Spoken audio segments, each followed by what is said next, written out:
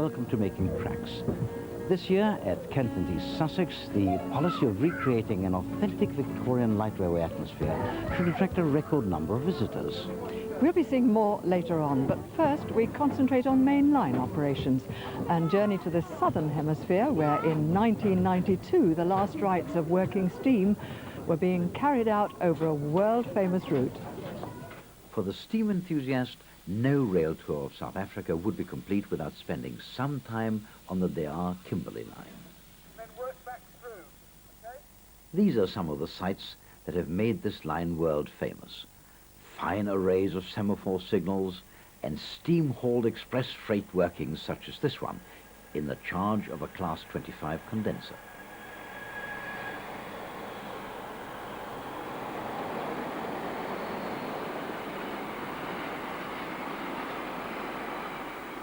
After many years of living on borrowed time, steam operations finally came to an end in 1992.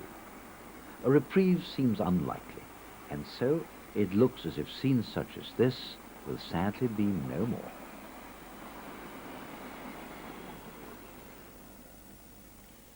Also seen at the time of this visit was a special working hauled by Preserved Class 15CA, number 2828.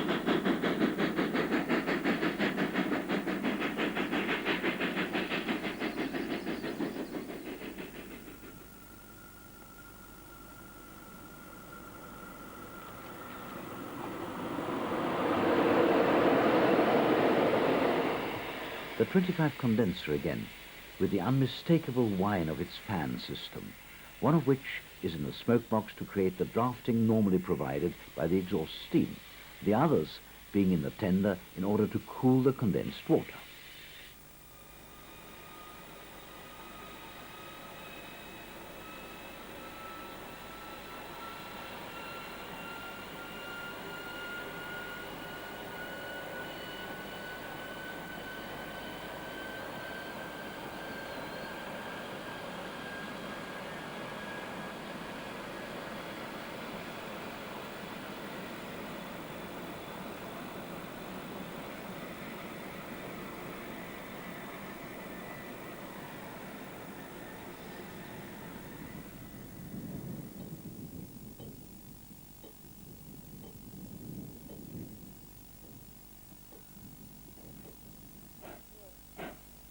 Later in the day, the famous Trans-Oranje Express departed from Belmont behind Class 25 NC, number 3411.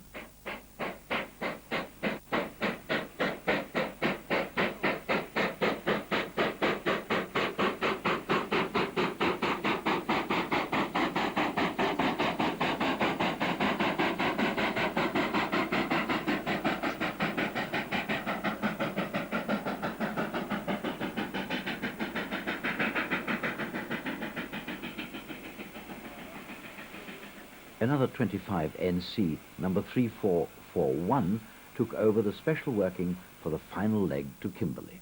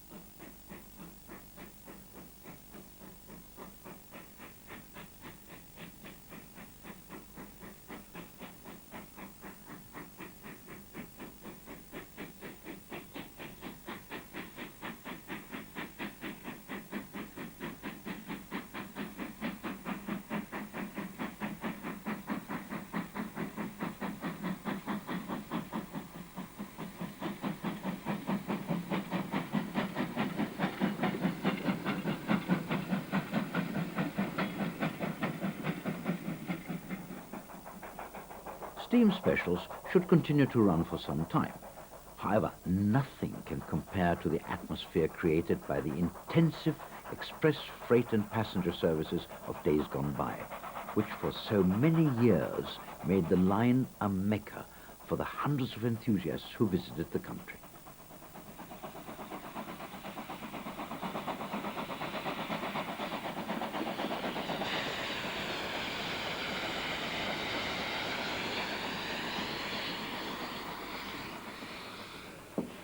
If you want to experience an authentic Victorian light railway atmosphere, what better place to come to than the Kent and East Sussex Light Railway? They're running more services this year than ever, using their vintage locomotives and rolling stock. It's a line which is faithfully attempting to recreate the flavour and atmosphere of its past, while at the same time catering for quantities of passengers unheard of in its days as a light railway. Commercial Director Mark Toynbee sets the scene. We've got a very important history on this railway. We are unique amongst all the standard gauge preserved railways. We were the first line to be actually built as a light railway, which was an Act of Parliament of 1896 to allow railways to be built cheaply in rural areas. This was the very first line to be built under that Act, and I think therefore it is very worthy of preservation, and that is why we are granted charitable status, because of our historic importance. Are you aiming for a particular type of rolling stock? We're aiming to be different. I think that's what's important about survival. This railway was renowned for its infrequent service of small, rather archaic trains. Now, we can't run an infrequent service, otherwise we wouldn't make any money. But nonetheless, we're hoping to recreate that charm that personified this railway. Little trains, little and often. And how far does your railway journey go at the moment here? We've got a 7-mile operation now from Tenterden through to Northiam, been extended over the years. We've got many challenges ahead. We've got another 3 miles of line that we own through to Bodiam to rebuild, but in a totally derelict state. And then beyond there, the greatest challenge is to get back to the main line at Robertsbridge, where we've literally got to build a railway from nothing. The farmers have taken advantage of the railway being shut and ploughed it straight back into agriculture. There is no railway. We're starting from scratch. Are you going to be able to do it yourselves, or will you have to have experts? We are experts. So much of the work, of course, we're going to do ourselves. It's not whether or not we're capable of doing it, it's whether we've actually got the time to do it, bearing in mind that we're volunteers and doing it as a hobby. So there will be contractors called in to speed the work up. Otherwise, it would take literally a month of Sundays. When are you hoping to have this extra line completed?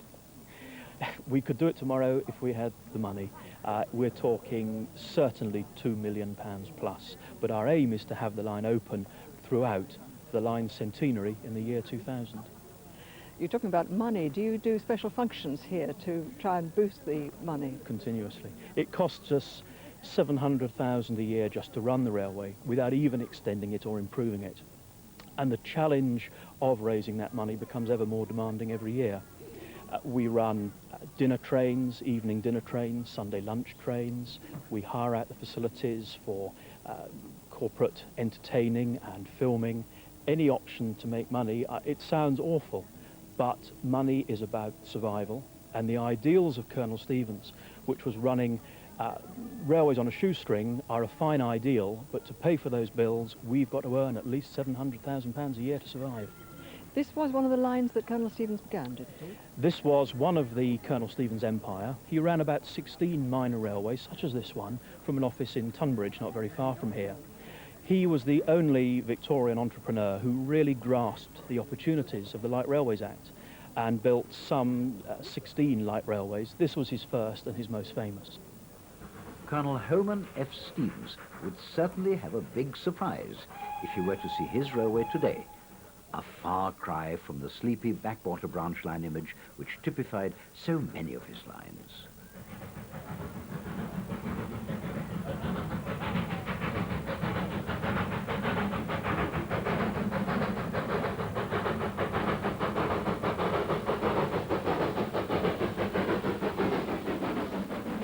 The railway's success owes much to the dedicated workforce, many of whom have been coming here long before the railway opened. Few people realize the vast amount of work necessary even before the first passenger sets foot on a train. Well, we had all the maintenance to do on the old rolling stock and trying to refurbish the old coaches and the locos, trying to keep the weeds down in the track because after British Rail had closed it down, the grass grew immediately. So we had a lot of work to do there, and also the station buildings were in a very poor state of repair. So it was everything to do, really, before we could actually open to the public. Kathy, what is your involvement? Well, I've been a guard since we opened in 1974, and I've also trained as a signalman, and now I'm training as a diesel driver and a crane slinger, and I roster all the loco crews. And it's definitely something a woman can do, isn't it? Definitely, no doubt about it, living proof. Many women working on the Tenterden Railway? There are only 3 of us who actually work on the operating side, but there are a lot of women behind the scenes and in the buffet in the shop and that sort of thing, doing on-train catering, and it's just as vital. And how much time do you give to this? I come down virtually every weekend and spend holidays here and that sort of thing, but then I'm local, so it's no problem for me. What do you do normally? I work in a bank. It's quite a different thing. So it gives you some fresh air. Do you Indeed. ultimately want to become a driver? Would you like to drive the steam trains? I don't want to be a steam engine driver, but I do want to be a diesel driver, yeah. But you can't do that on Tenterden Railway, can you? I can drive the diesels here, yes. I'm learning and hoping to pass out perhaps this year or next. The Kent and East Sussex is typical of so many lines in this country. Positive and forward thinking, and with necessary expertise to expand and improve the railway. The only constraint being the enormous amount of money required to achieve these aims. Here, the policy of attracting visitors by returning to its roots has resulted in a superb line, full of charm and character.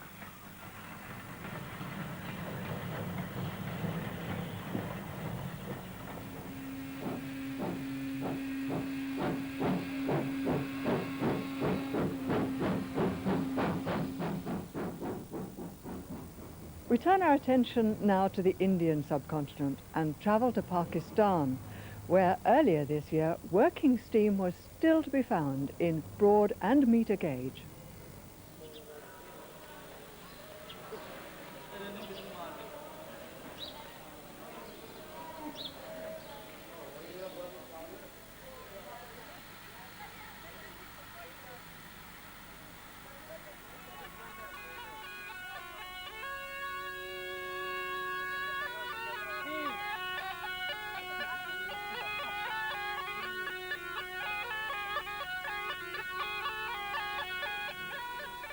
Most Western values have to be abandoned when entering this fascinating country.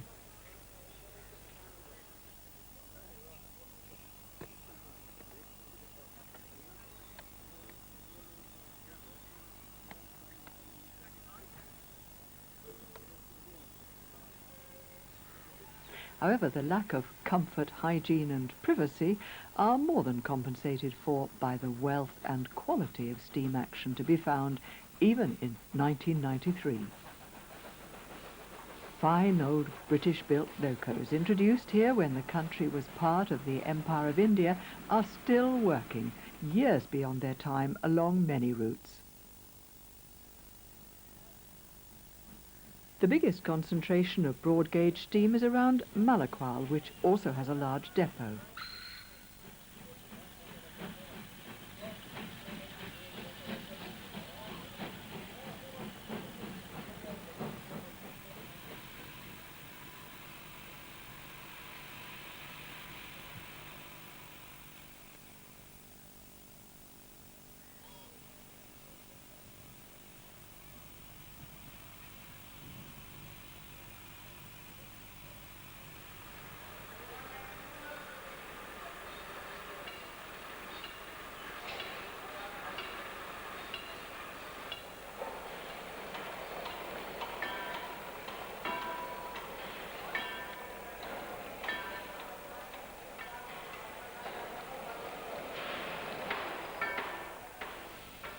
Lying roughly between Lahore and Islamabad, Malakwal has many branch and secondary lines in its area, and these are worked by 2 types of steam loco, one of which is the 440 class SPS.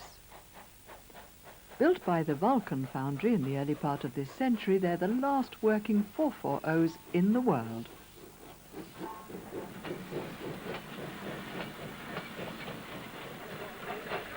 These elegant locos would look well suited to the highlands of Scotland, a far cry from the dust-ridden plains of deepest Pakistan. Indeed, looking at these scenes, it's difficult to believe that this is a country which has the second highest mountain in the world. Equally Scottish in appearance is the other type of steam loco to be found here, the 060 class SGS.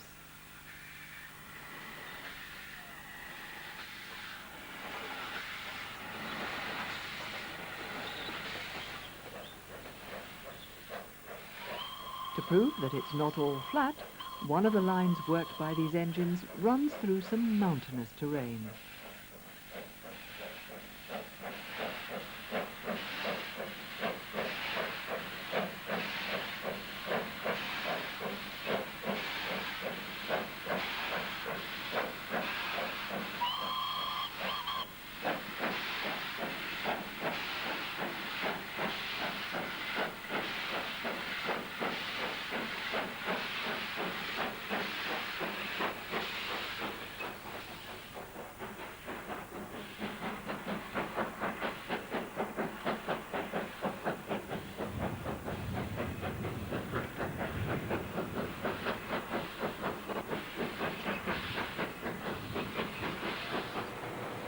Another steam centre is at Samosata, where the main motive power here is provided in the form of the 280 class CWD. These are a more modern design and were supplied by the Canadian War Department.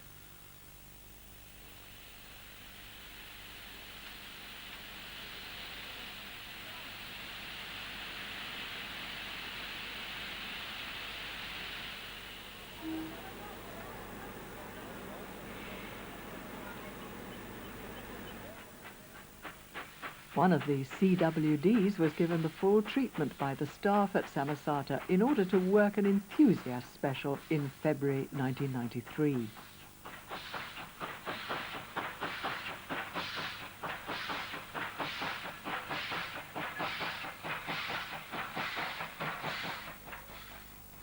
On now to the meter gauge, of which there's only a small system centred around the Mirpur Khas in southern Pakistan.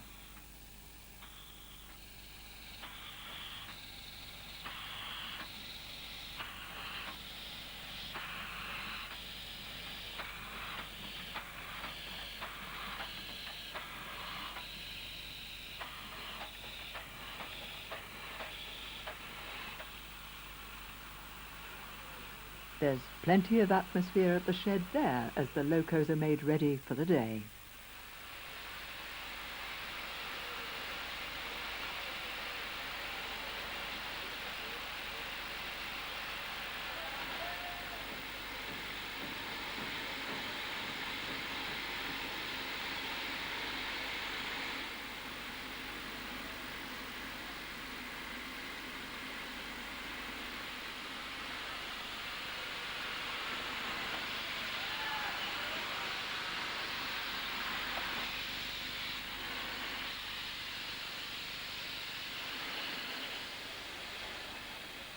The classes to be found here are the 282 class YD or YE and the handsome 460 classes SP and MS.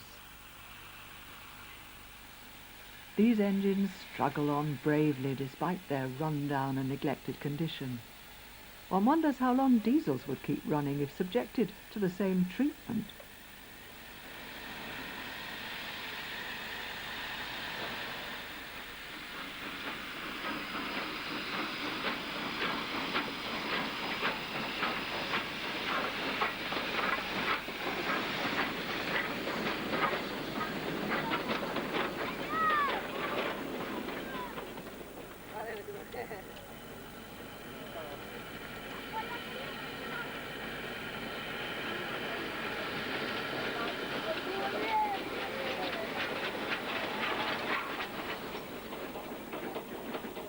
Pakistan should continue to see steam operations for some time to come. And if the proposed reopening of the Khyber Pass to steam traffic takes place, then this would be a major incentive for enthusiasts from all over the world. So if you want to see steam at its best, working in fascinating and colourful surroundings, then book on one of the many rail tours being offered to Pakistan.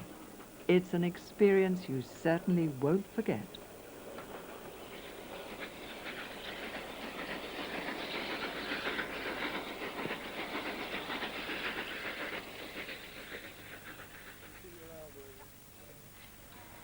Would I do such a thing?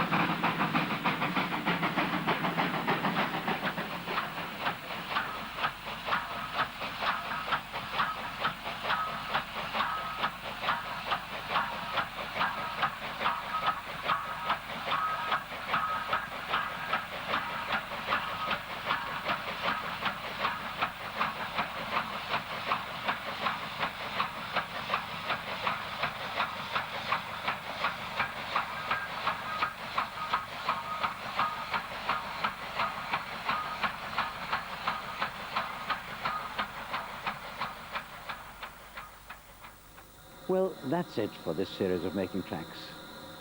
We hope to be back soon, bringing you the best of British and worldwide steam. Not to forget other forms of traction. We hope you've enjoyed the programmes, and we look forward to the pleasure of your company in the future once again. So until then, goodbye. Goodbye.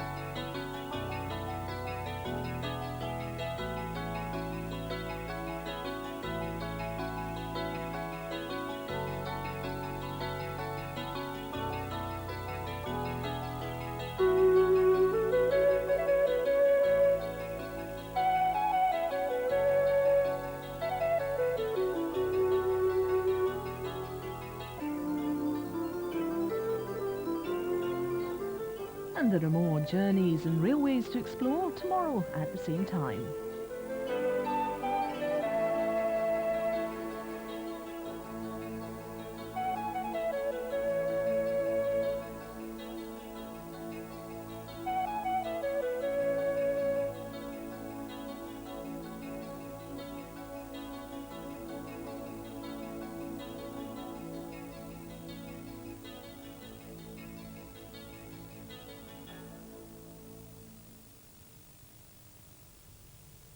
If you'd like a booklet to accompany this series, please send a cheque or postal order payable to BSS for £3.50 to Making Tracks. 1991 saw one of the original engines, K20